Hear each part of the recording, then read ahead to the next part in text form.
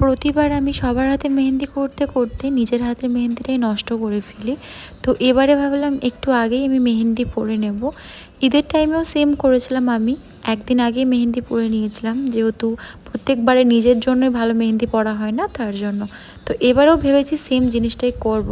তো কোরবানির দুদিন আগে থেকেই আমি মেহেন্দি পরতে স্টার্ট করে দিয়েছি। কালকে হচ্ছে আরবে ঈদ, আর পরশু দিন আমাদের এখানে কোরবানি ঈদ। তো চলো ফার্স্টে মেহেন্দির ডিজাইনটা তোমাদের দেখাই। আমার কাছে অনেকজনই কিন্তু মেহেন্দি পরতে আসে, প্রায় 10 থেকে 15 জন মতো পরতে আসে।